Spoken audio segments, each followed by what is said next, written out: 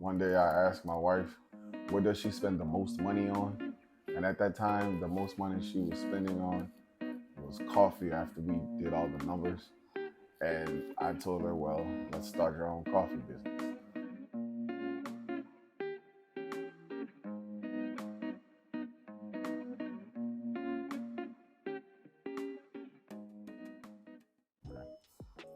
Hi, I'm Alonzo Piper, And I'm Keyshawnda Piper. and we're the owners of Piper Hot Coffee Shop. We weren't going through financial troubles, but I'm a frugal person. And one day I asked my wife, what does she spend the most money on?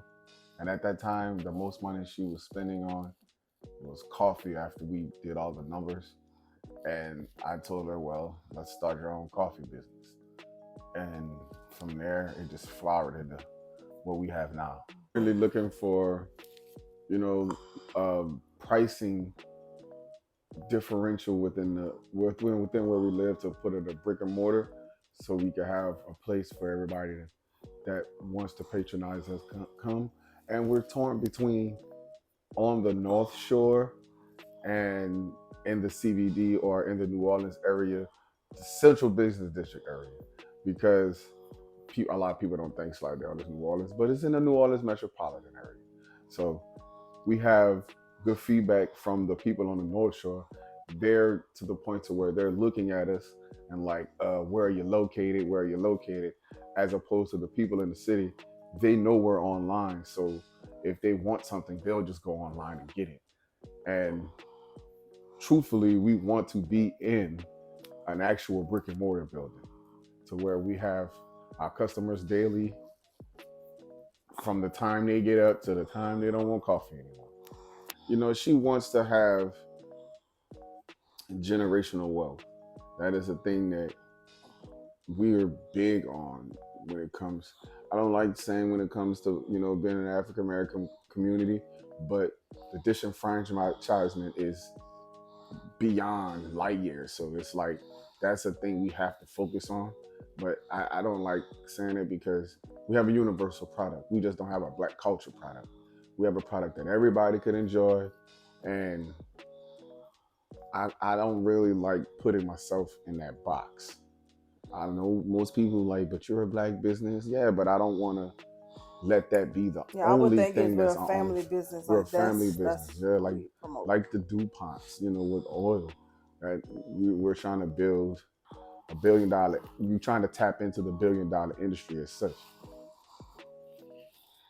A lot of the things that motivated me to do this was the fact that I'm a person outside of the norm, as opposed to everybody in New Orleans basically does the same thing: clothing line, sell some kind of food, or entertainment promotion. I've been doing entertainment in New Orleans for the past 20 plus years, so I've seen that. I don't really want to do that, but that's my market. And when she came to me with saying she was a barista at one time, I was like, this He coffee asked shop me thing will one work. day. He was like, "What is something you can see yourself doing every Day for the day rest of your life and I get tired. that you won't get tired and it won't feel like a job?" And I feel like that was the best experience I ever had because it just puts you, first of all, the coffee shop scene, like the whole atmosphere is like calm and relaxing. It's a whole different vibe. And then I was allowed to be creative, like mess around with different flavors, to the point where people used to come and look for me so they can try different flavors, because when I was off they just served like the basic stuff. So I would just try different stuff and play with different recipes stuff. And that really it sparked something different in me. And then we were inside of a hospital, so basically I had to like open it. So I had to learn like from the pastries to the milk supplier to like checking inventory. And then it closed early, so I had to close too. So I was able to learn the closing process and the cash register, then the reports. So before you knew it, it was just something that I was already, equipped with or had experience with. And then I just love coffee. And then when I started working as a barista, that's when I started drinking coffee, because I had to be at work at like 5 o'clock in the morning at all. Like I'm that person that was prescribed coffee when she was pregnant. She definitely was prescribed coffee. Listen, to have to see the moodiness and to see she physically got sick to the point to where when we I went kept to going to the emergency yeah, room. we went to the doctor and the doctor was like, I had to Were turn off you a all. He were came in you a there. coffee He drinker? saw it was dark. He said, Yeah. He said, Look, That's withdrawals. you going through withdrawals. Go back to one Go cup a back day. to at least one cup a day. I came up as a coffee drinker. Like we come from those families where they used to put coffee in our bottles and shit. So I not opposed to it, but in order to sit around my grandmother and enjoy my grandmother's time, you know, she would pour coffee in our bottles. So that was our bonding time that And when that's we how were I little bonded with with my her. grandfather. So and it was like, okay, we want to hang, bam, she hooked us up. So we got at least 20, 30 more minutes to chill with her. And that's what my introduction to coffee was. I just wasn't heavy on it because as a kid, I know exactly what it did. It gave you that instant boost. You know, we was jittery and everything. So, but I learned her method was wake us up, feed us, sit us down, drink coffee. After we drank that coffee, straight outside. And we were outside all day, just me and my cousins, just doing life, you know, being kids. And now our kids. Yeah, my youngest too. So I had drank coffee my entire pregnancy. So like they've had since they switched from breast milk to almond milk and coffee. So My baby daughter goes to Waffle House or any kind of breakfast place we go and orders a cup of coffee, and I look at them and I'm like, bring me a cup of water with it. 'Cause I'm cutting. yeah, Yeah, I don't, you know. yeah, she orders coffee She orders coffee, and I look at her. I'm like, no other beverage, Achilles? No, now. coffee. Like, and my son is looking at her like, oh my god, more coffee. But Like he likes he's like, iced coffee and yeah, the frozen. dessert drinks. He like dessert. Yeah, he like the dessert. He don't really care for it. You know, my big kids, my oldest daughter is slightly a coffee drinker, but the other three they'll just Yeah. try it just to, you know, just to if a need be they want coffee, they'll drink it.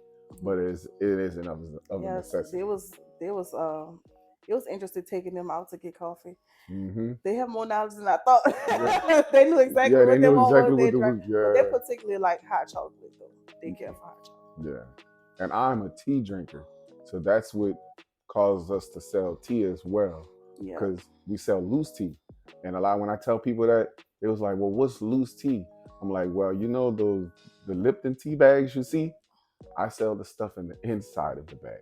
And I sell you But I was an still apparatus to they're not fine though. They're flowers. their flour. It's the actual tea flowers. And we basically had the cheapest tea on the market. You know, not many people tap into our tea because coffee is the overpowering source of our business. But when we let them know we drink tea, and then my fellas that know about tea, they like, man, what you got in that truck? I'm like, nothing. You gotta go on the website and order it, and I'll that's deliver it another that way. thing. People expect for us to just Pour coffee out our ass, man. just travel around. Yeah. Like it's so funny because like now I'm the coffee lady. So like when I pull up somewhere, they're like, "What a coffee at? Do you have coffee? I need this."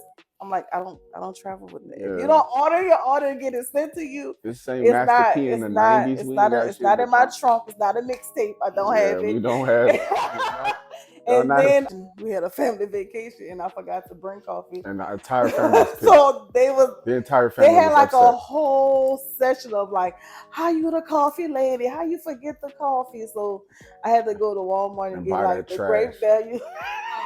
And so while I'm brewing the great value, they're like, "How this is piping hot." They're all rolling their eyes. Like they all recording. Yeah, they looking at it like they doing TikToks and Snapchat videos. Like they was really going hard on me.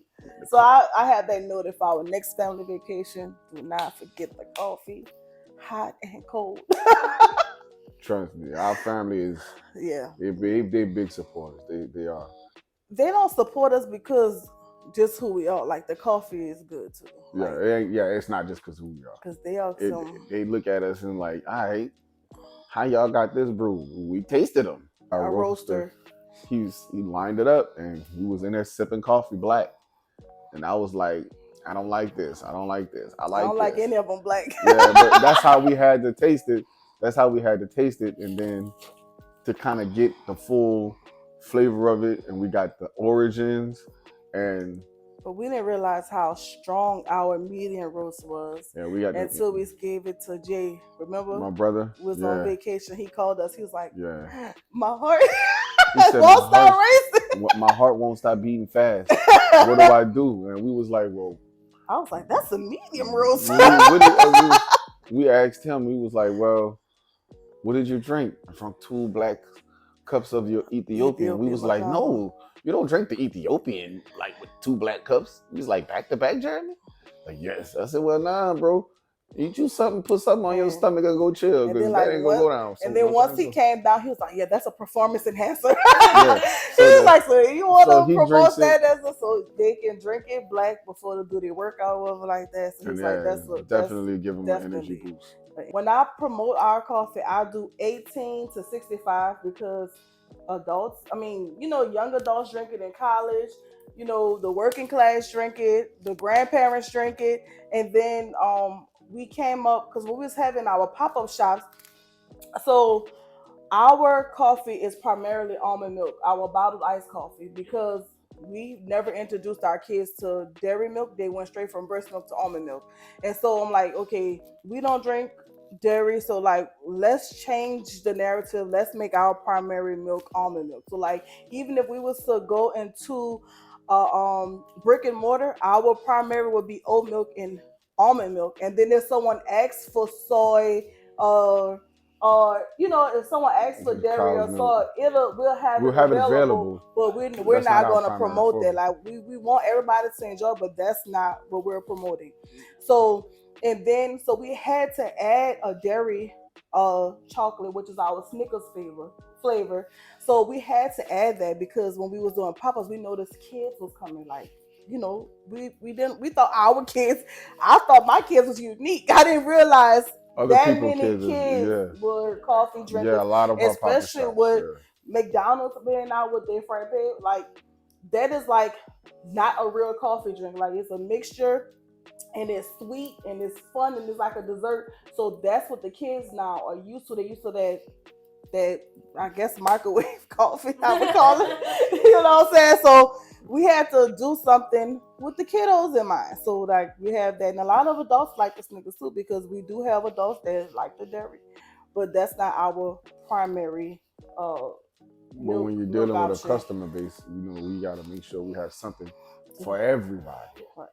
Across the board, like a couple people, want to buy our black cold brew. So if someone was to reach out to me and say, hey, I'm trying to go online and I want to order the bottled coffee, but I want it black, or I want a sweetener, I'm gonna let them know what options they have. Like, yeah, you can order it black, but would you like agave in there instead of sugar? Like, what other natural options? Because you want to give them something that still tastes well and is good for their palate too. So I would definitely work with anyone. I have had people say, hey, I'm diabetic, I can't have this much, I can have only this amount of grams of sugar, can you? And I would specifically get my behind in the kitchen and come up with something for them. Yes, we've done that before. So it's different, and we listen to like the feedback of our customers.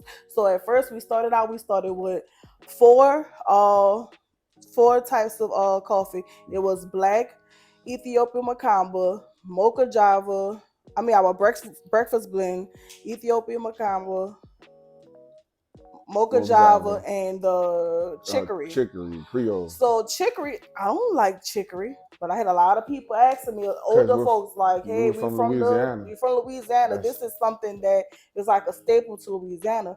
So basically, we had to go sit down to figure out what is it. Like when people ask us what it is, we have to be able to explain it to them and make sure. So we started adding the chicory because people asked us about it. Then there was a lot of people that was like, I don't drink coffee, I'm a tea person. That's the reason why we added the tea. So we do listen to our customers, and we just added our Black Pearl Espresso because we had people keep asking us about espresso.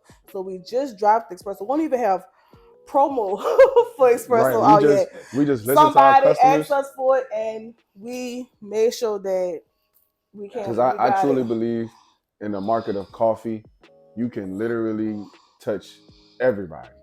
It's a product you can literally give. You're like, okay, well, I like this and I like this.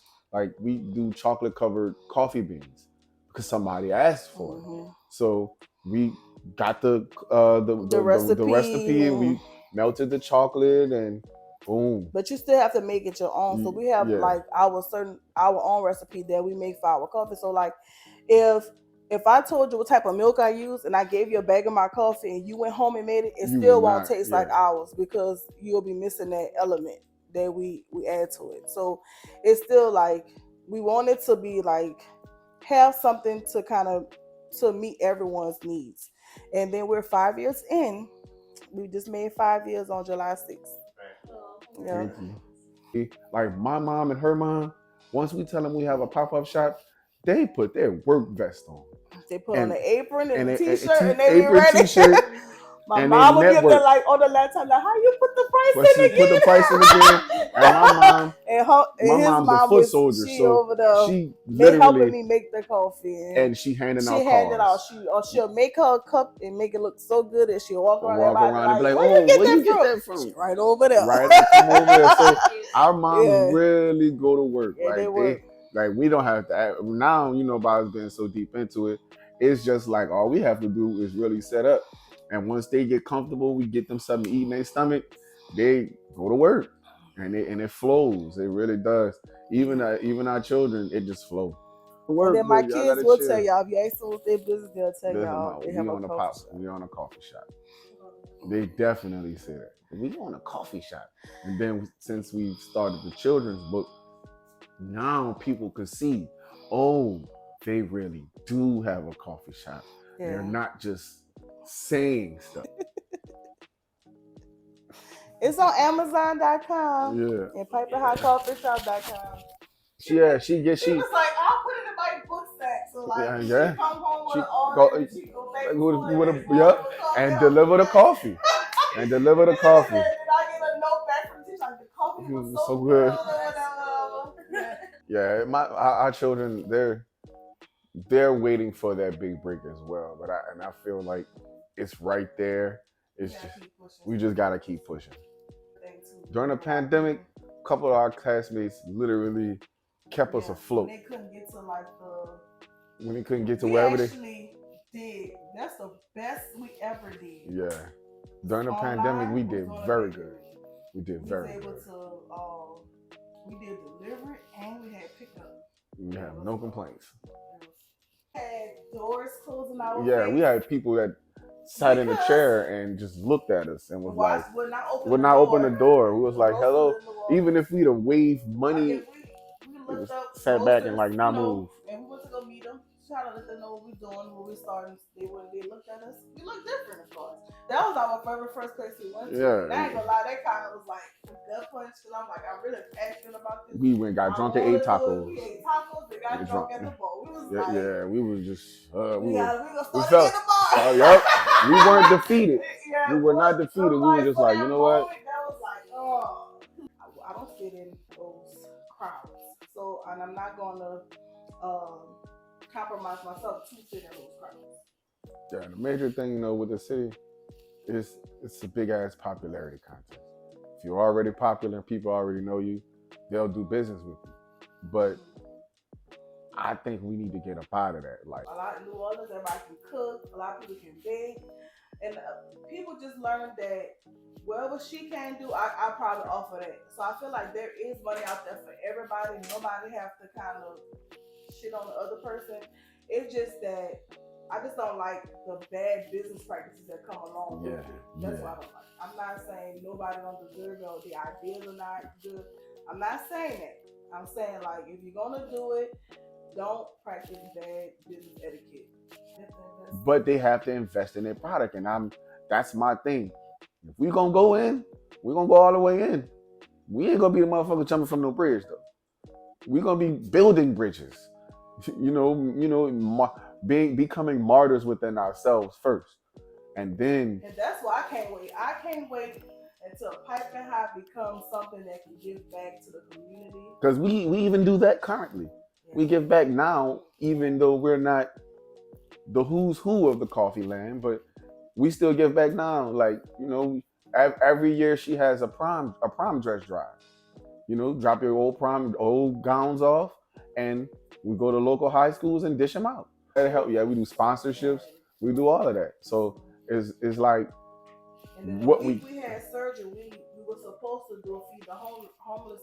Correct. Hungry event with black Black entrepreneurship. Yeah.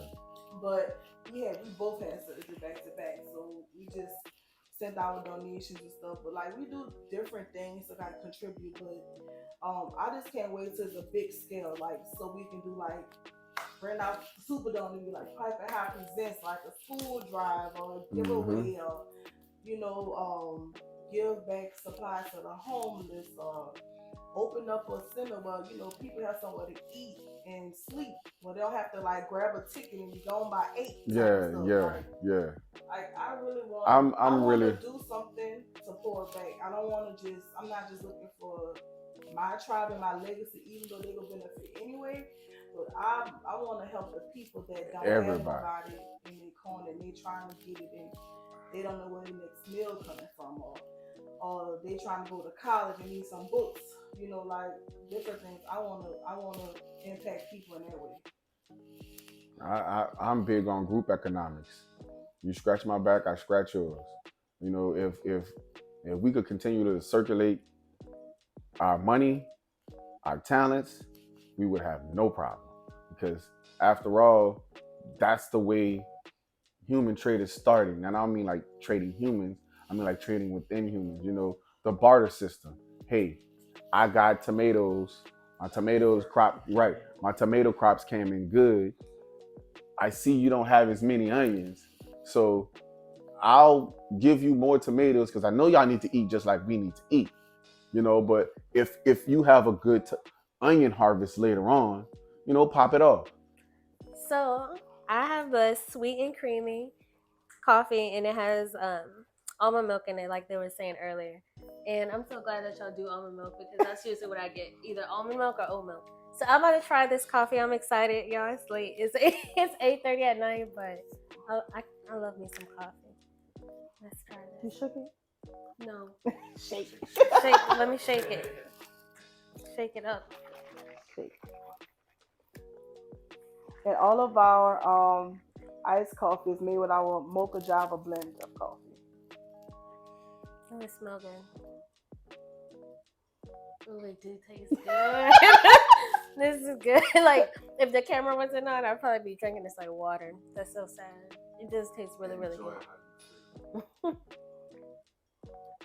Okay. She's like, yeah, like it tastes so good. I want to turn this off so I can keep drinking it. Actually, yeah, it's 5. I would give it 5 stars. Oh, thank you. I'm about to have to start ordering me some coffee.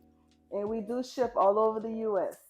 So, y'all need to place y'all orders and make sure y'all get y'all some piping hot coffee. Even the cold coffee, though, too. Yep. So, where can we order this coffee? PipingHotCoffeeShop.com. If you want the book is at Amazon or PipingHotCoffeeShop.com. And then on Instagram and Facebook, we're PipingHotCoffeeShop.com LLC. Thank you guys so much for joining this episode. I really hope you guys enjoyed it. Make sure you guys go order your piping hot coffee online. And until next time, we'll see y'all later.